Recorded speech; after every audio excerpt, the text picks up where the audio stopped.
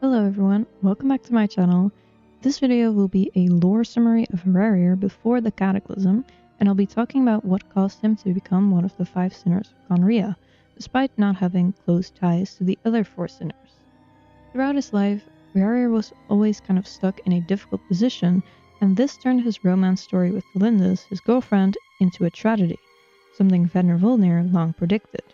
Still, despite everything, Rerir still loves Tholindis and continued to chase her hundreds of years later, when the traveler met him in Notquai. But let's look into what caused him to turn out this way. The 2 dynasties. In order to understand Rerir's situation and his job, we first need to know about the dynasties that ruled Conria. First, the dynasty that ruled over Conria when it was first established, the Crimson Moon Dynasty. This dynasty was obviously based on the Crimson Moon, which is what the iridescent moon turned into when it shattered and fused with some kind of abyssal power. Using rituals, the Crimson Moon Dynasty was able to obtain and use its power in the form of the Pale Moon Bloodfire. According to what Arlecchino told us in the 3rd act of the Notquai Archon quest, and what's written in the book Per and Harry, this dynasty brought in children from beyond Tevat and used the Crimson Moon powers to brand them and make them loyal to the dynasty, which is likely how they obtained the X-shaped pupils that people related to the dynasty have. Eventually though, the Crimson Moon Dynasty was overthrown and replaced by a new dynasty, the Eclipse Dynasty, which was led by Ermin, who is also known as the Vinster King.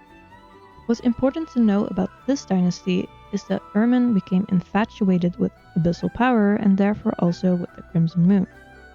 The fact he wanted to research these 2 things is probably also the reason why he became wary of the Crimson Moon Dynasty and started ordering assassins to eliminate anyone he deemed a threat. This meant that Conria was likely very polarized, as simply being part of the Crimson Moon lineage or associating with them could cost a life. Tholindis' field of research. Then we have Tholindis, Rerir's lover. She studied at the Universitas Magistrorum, which seems to be a kind of university that's in service to the Eclipse Dynasty or to the king.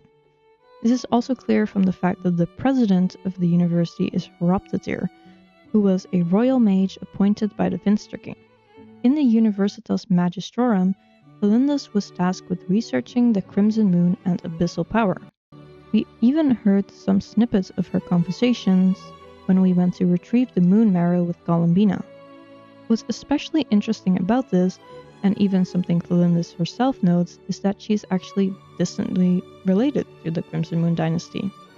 She doesn't have the X-shaped pupils like many others who were tied to this dynasty, which shows she's not directly linked to the main lineage, but she's related to it nonetheless, something that will cause problems for her later on.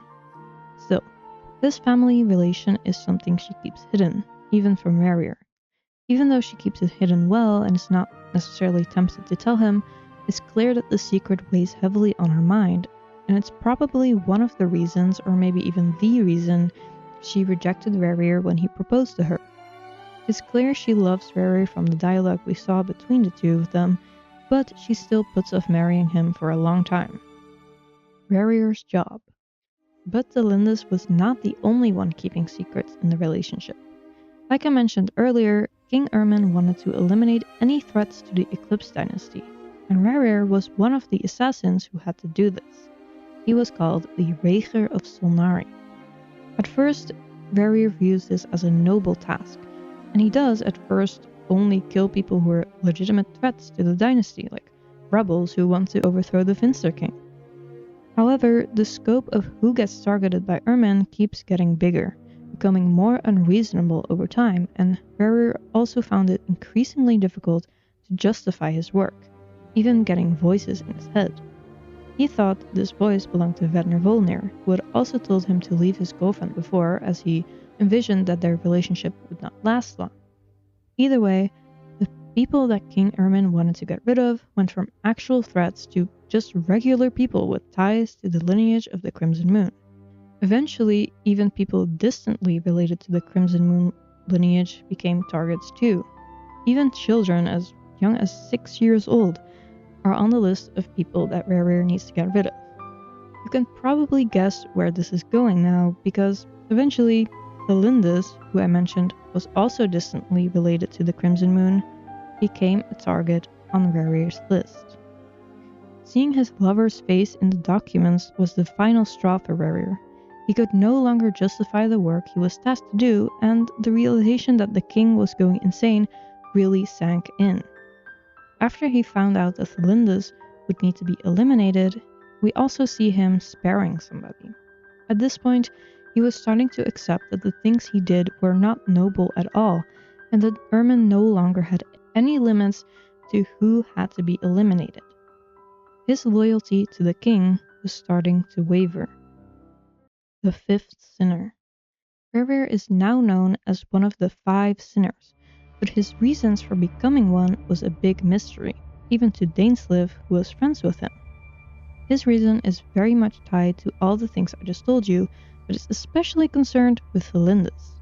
What sets Rerir apart from the other sinners is that, even though he did work for the king, he was not necessarily a high-ranking or extraordinary individual, and not one of the 4 pillars of Conria like the others. His reason for becoming a sinner feels more impulsive rather than calculated. It all starts with the imprisonment of Vedrfolnir, the visionary who was able to see the future.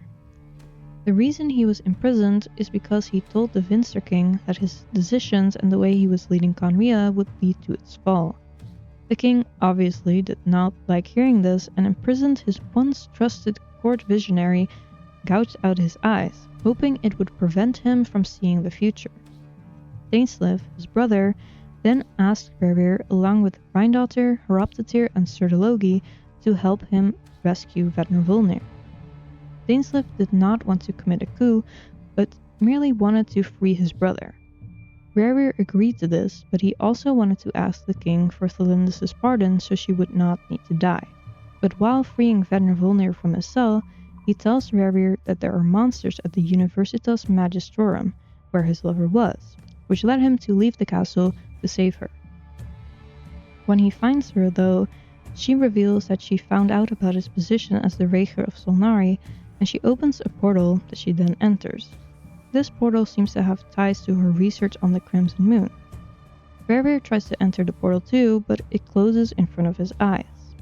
Meanwhile, the other 4 sinners betrayed Dainsleif and the king, stealing part of the abyssal power that Ermin had obtained. Unlike the other sinners, who had perhaps more grandiose goals, Rerir thought that this abyssal power might be his only chance to reopen the portal and reach Tholindis again, and thus he decided to take the power as well. By obtaining this power, he became one of the 5 sinners, and he became that shattered form that we met in Not Cry. So it's clear that Rerir never intended to become one of the 5 sinners from the start, but became one when he got separated from his lover Tholindis. He tapped into abyssal power out of impulsive desperation, making him lose himself. Tholindis and Rerir both kept secrets from each other, and that, in combination with external pressures like the king's insanity and Conria's destiny, caused everything to become tragic and fall into ruin. They never even had the chance to get married. Thank you so much for watching. I really hope you enjoyed it, and I also hope this video helps to kind of clear up Rerir's backstory and summarize it. Let me know what you think about Rerir in the comments. Is he truly evil, or do you think there's more nuance to the situation?